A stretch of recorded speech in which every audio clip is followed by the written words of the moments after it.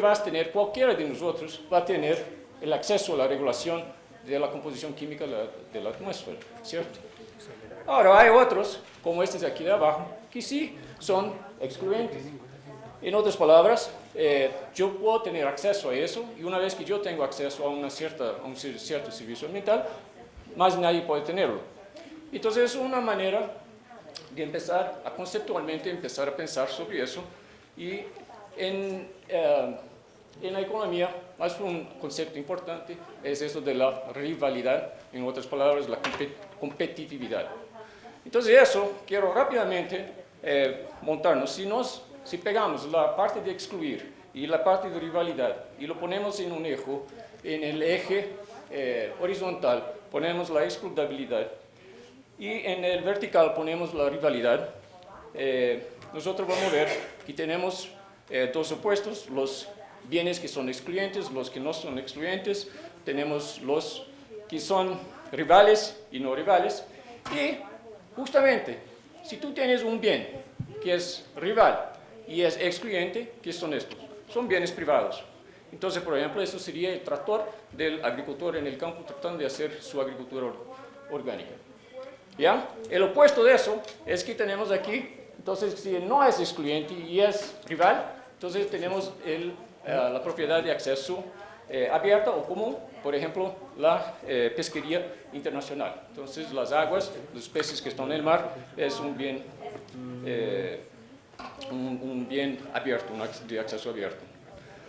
Y entonces, aquí abajo, es no rival, no excluyente, totalmente un bien público, por ejemplo, el aire que estamos respirando, o entonces la existencia de especies y los ecosistemas. Y también, cuando tienes un excluyente, pero es no rival, entonces son lo que llamamos de club, y entonces, por ejemplo, la entrada, para que tú puedas utilizar, entrar en un parque nacional, cualquiera puede entrar, pero tienes que pagar la entrada. Entonces, el club, ¿no? Tienes que pagar para poder entrar. Y así podríamos tomar todos aquellos servicios ambientales que yo sobre los cuales estaba hablando, y llenar este cuadro de alguna forma. En realidad, si también pensamos en la ubicación, es lo que estábamos hablando, tenemos una división local y global, ¿no? Piénsalo bien. Claro que hay alguna variabilidad, algunas cosas que van a ser un poco diferentes, pero esencialmente está ahí. Entonces, esta parte, que es la parte global, ella son estas cosas que estaba hablando, de que realmente no, sobre las cuales nosotros aquí, en nuestro convivir en este momento, realmente no estamos hablando sobre estas cosas. Paso que estas cosas que están aquí, este grupo de servicios ambientales, realmente es donde estamos más enfocados. Entonces, este marco conceptual es una cosa que nos ayuda a tratar de establecer cuáles son cómo establecer entonces un mercado, entonces cómo hacer un pago para el servicio ambiental. Ahora, ¿cómo aterrizamos entonces? ¿Cómo llegamos a la práctica? Bueno, estamos hablando conceptualmente de servicio ambiental y cosas del tipo, pero entonces, ¿cómo hacemos? Entonces, tomamos un ejemplo hidrológico. Tenemos el usuario de la tierra. Este usuario, de la manera que él usa la tierra, va a tener un efecto hidrológico. Entonces puede ser el riego, la producción de hidroelectricidad o suministro de agua para uso doméstico. ¿Quiénes son los responsables? Ahí están. Y quiénes son las personas que están trabajando en eso. Esencialmente lo que queremos hacer es que estas personas que están acá, que están utilizando, recibiendo estos beneficios, que haya un pago para aquellos que están allí en la punta, ¿cierto? Entonces, el agricultor que está allá en el campo quiere recibir el pago por adoptar un servicio, por adoptar una práctica que sea amigable con el medio ambiente. Entonces, pagar por el servicio ambiental que estaría generando con la adopción de una práctica que cambia su comportamiento en relación a la tierra. Es importante eso que fue levantado por Adrian, justamente la cuestión del comportamiento de la gente. Y entonces el comportamiento eso podría ser más un día de conversas, pero es justamente los incentivos que uno utiliza para hacer el cambio hacer el cambio del uso de la tierra, o entonces hacer con que la persona pueda usar una práctica que sea más amigable con el medio ambiente. Ahora, ahí está, yo creo que la pelota mayor, que es justamente comprender esta ciencia. La ciencia es donde realmente tenemos el mayor gargalo, digamos así, el mayor hueco en términos, y es donde tendríamos que, digamos así, que gastamos más tiempo, más esfuerzos. Aparte de la parte económica, realmente una vez que me has dado los números, los datos y tengo la información, transformar eso en el ROI o el retorno al investimiento, cosas del tipo, es una cosa relativamente sencilla.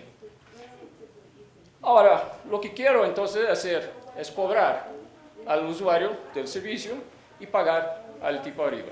Y una cosa fundamental es que tenemos que tener el marco institucional para poder hacer eso todo, que es lo que estaba hablando antes sobre el programa de servicio ambiental.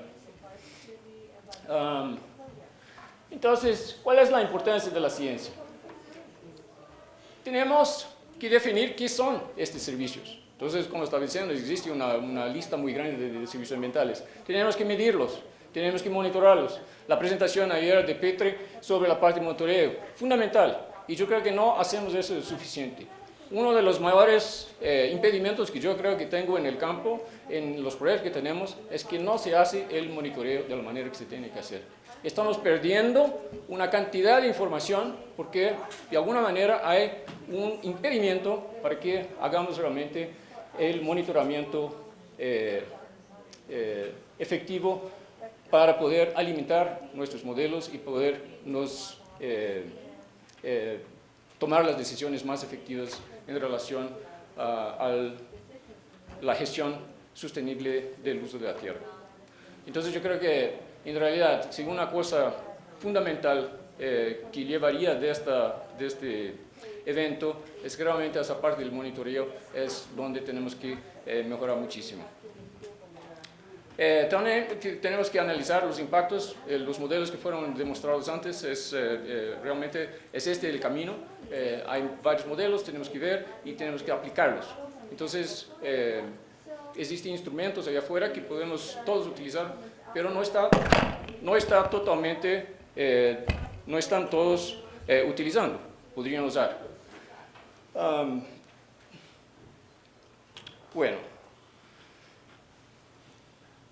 Sí, eso es un punto que fue levantado por Sheila, que exactamente que cada situación es una situación.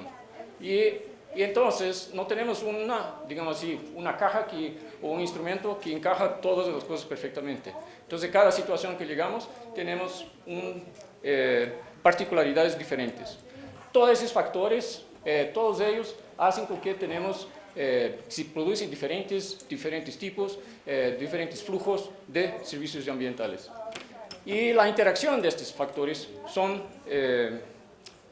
crean su propia entropía y hacen con que realmente tenemos una situación distinta en cada oportunidad que miramos a un caso.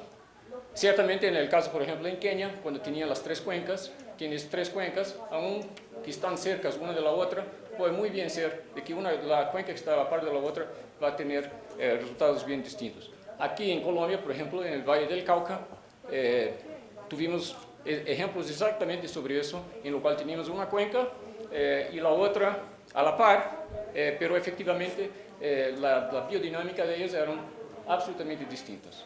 Entonces eso uno tiene que llevar en consideración siempre. Y entonces lo importante para mí es que la ciencia realmente nos ayuda a comprender eso. Y sin el monitoramiento, sin el levantamiento de los datos, no vamos a poder tener eso en manos. Quiero pasar rápidamente por un ejemplo. En Espíritu Santo, en Brasil, en el sudeste, es un pequeño estado. Es un pequeño estado con paisajes lindas. Tiene todo tipo de cosas así maravillosas, paisajes, pastoreos bucólicos, muchas montañas, pero no todo está lindo en el paraíso. Mismo que tengamos todas esas cosas, esas bellezas, tenemos un problema grande en términos de la degradación de la tierra. Y eso lo vemos en todo lugar, todo local.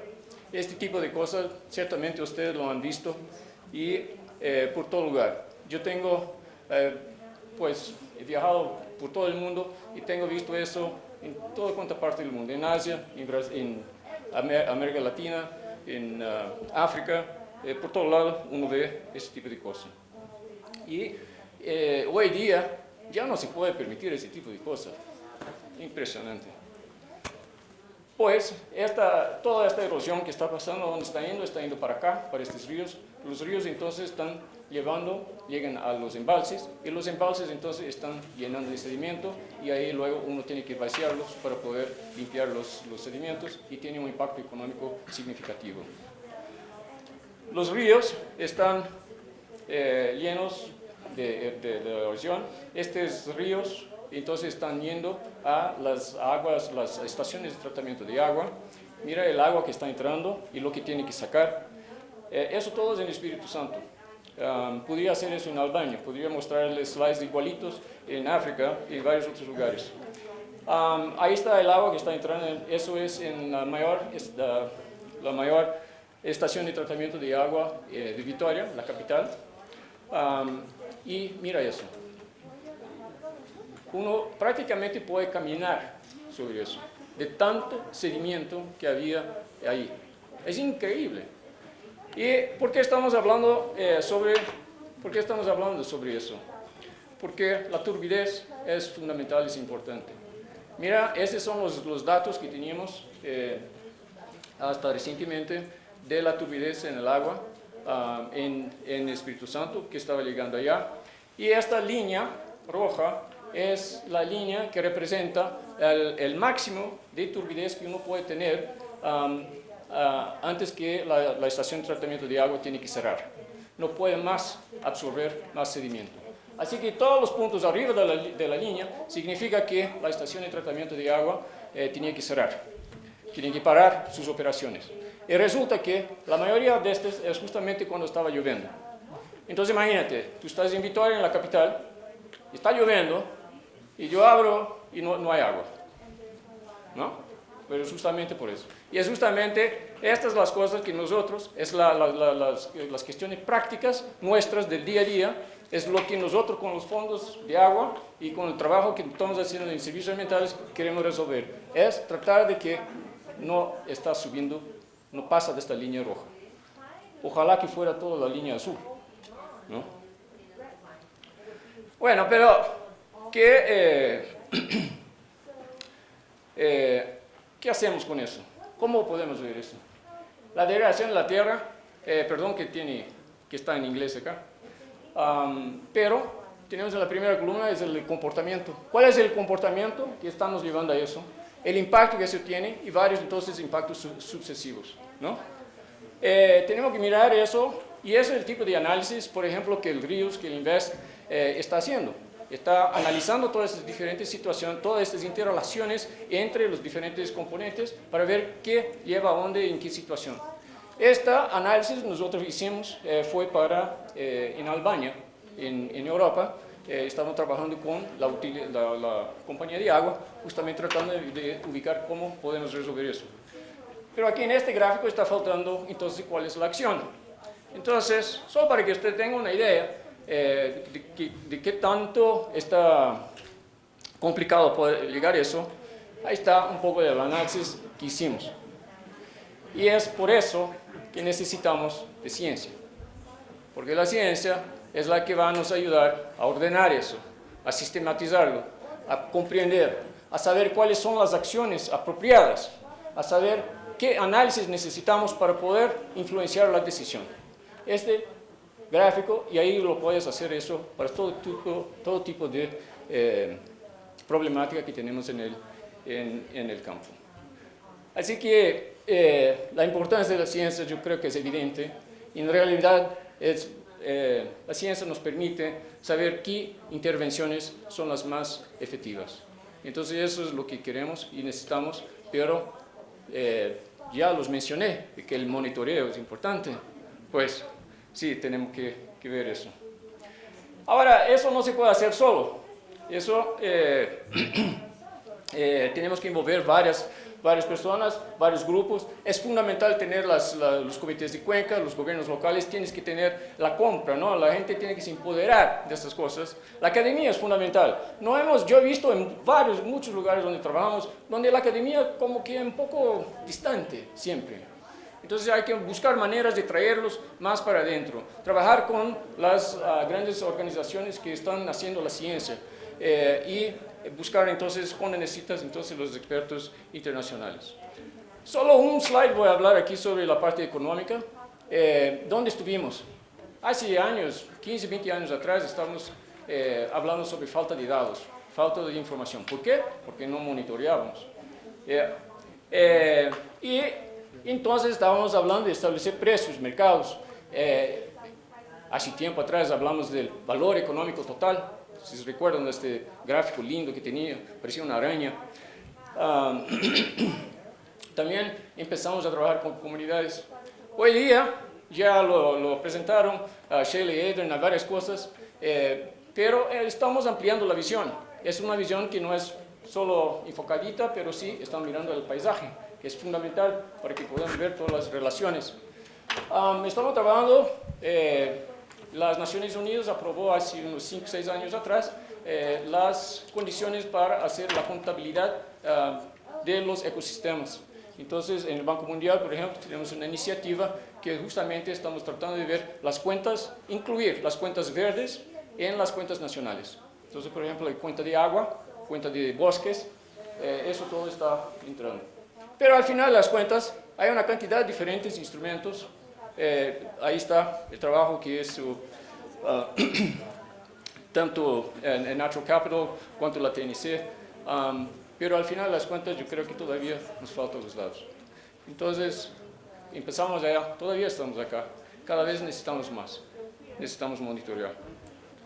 Hay varios diferentes instrumentos, varios que están ahí. Hay una cantidad significativa, importante, grande de instrumentos distintos. Y Adrian estaba hablando sobre los modelos. Hay distintos modelos en lo cual toda esta información que estamos hablando del gráfico de araña grande, entonces cada uno tiene que, justamente la ciencia nos ayuda a ordenar eso y hacer cuáles son las interrelaciones y cómo hacemos, qué modelo utilizamos entonces para tomar la decisión. Y yo creo que quiero enfatizar lo que Adrian estaba hablando sobre los modelos. Este modelo, el centro computacional que está en el medio, este es un modelo, cada uno tiene que decidir, cada situación amerita un modelo apropiado. Y es cierto, los cientistas, si los permiten, van a hacer la cosa más grandiosa, más linda del mundo, pero no es lo que el tomador de decisión necesita. Así que es importante traer los cientistas y jalarlos para la tierra para que no hagamos cosas que sean absurdas y muy complicadas. Pero son fundamentales, son importantes. Esos modelos hoy día nos dan una cantidad de información. Si tenemos los datos, entonces sí, adelante. Hay muchas cosas, hay muchos diferentes modelos de diferentes tipos que se puede utilizar. Estos dos, por un acaso, son los dos que estamos aplicando en el Estado de Espíritu Santo en su análisis. Hay que hacer la calibración y eso todo entonces resulta en lo que llamamos de un marco de información dinámica, que es básicamente un repositorio cuantitativo y calitativo de información que nos permite entonces tomar las decisiones que queremos. Y entonces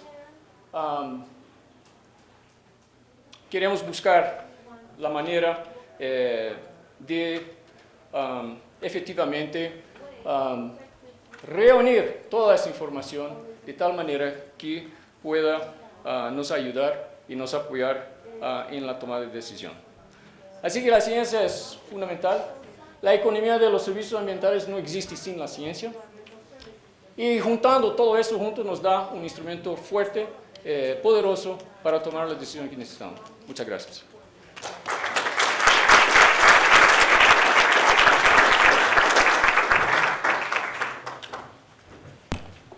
Muchas gracias, Gunas, por nos dejar bastante claro, ¿no?, cuál es el papel de la ciencia en nuestro trabajo cotidiano, y la importancia de estarnos ahí atentos, todos nosotros, y estarnos colaborando y trabajando cada vez más con nuestros socios académicos y que producen ciencia para avanzar nuestro trabajo en los fondos.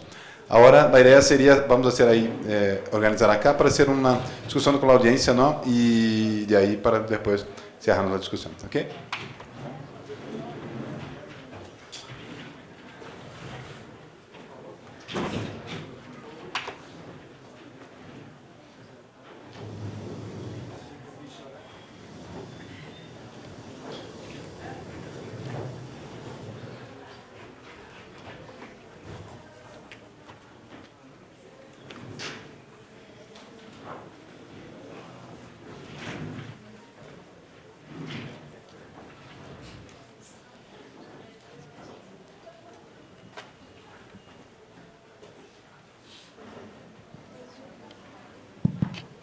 Muy bien, muchas gracias nuevamente a todos. Yo gustaría, antes de pasar para la audiencia, hacer una pregunta a los tres, basada en lo siguiente. Bueno, nosotros en la segunda fase de la Alianza Latinoamericana del Fondo de Agua, una de las cosas, uno de los objetivos más importantes para nosotros va a ser exactamente poner el trabajo nuestro de ciencia, va a ser uno de los pilares cada vez más fundamentales de nuestro trabajo, ¿no? Entonces, quisiera preguntar, en su opinión, ¿cuál debería ser nuestra principal prioridad en nuestro trabajo de ciencia en los próximos 5 años?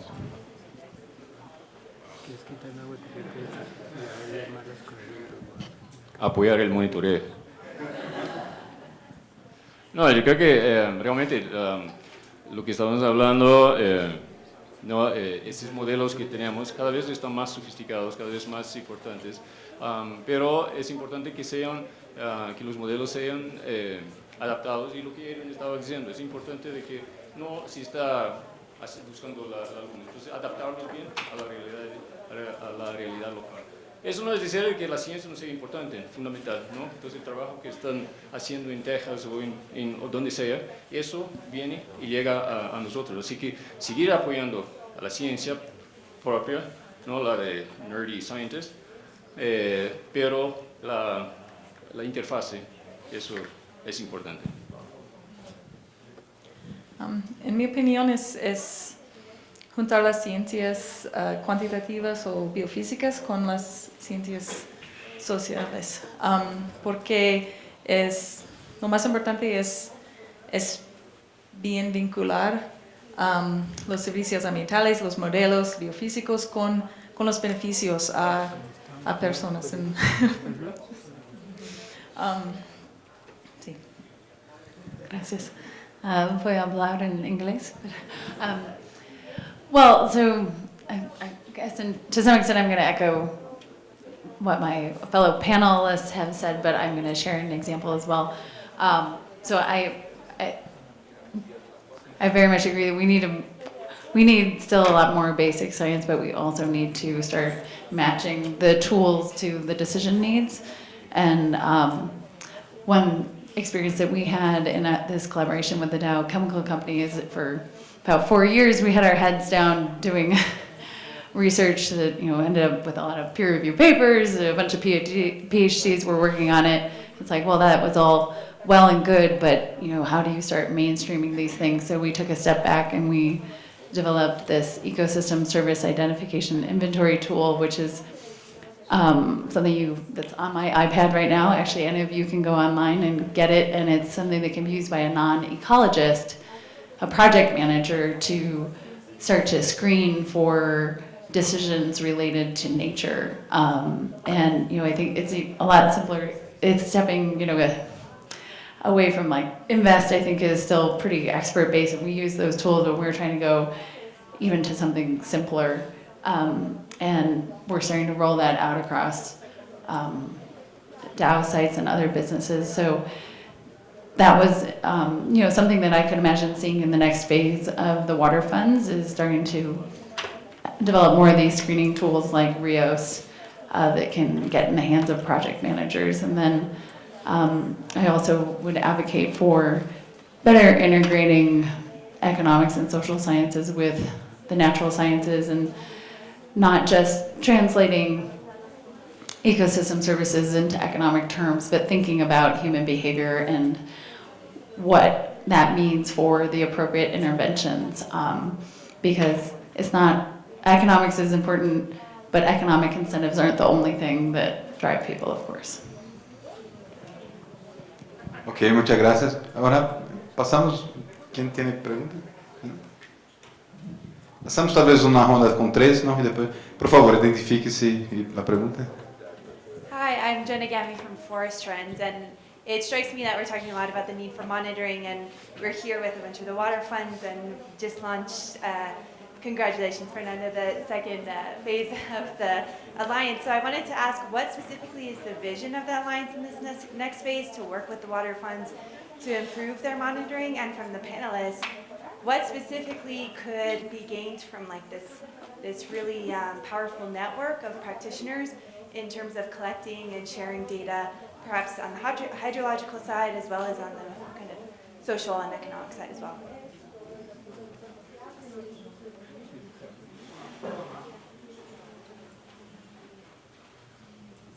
Aurelio Ramos con TNC. Uno de los grandes problemas ha sido socializar la ciencia con los tomadores de decisión. Es bien difícil.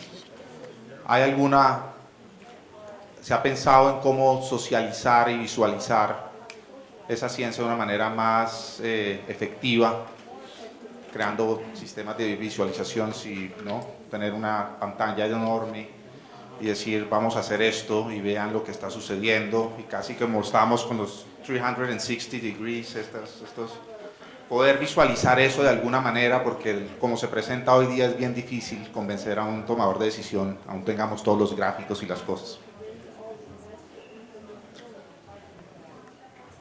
Hello everyone, I'm Mu Quan from TNC China program, and I have a question for Adriel. We plan to use the INVEST and RAILS model to do a feasibility study in a very big watershed. And one thing I'm concerned about using the RAILS model is the uncertainty. Because I found when we estimate both the benefits and the cost, they have a lot of uncertainties, especially the benefit. And according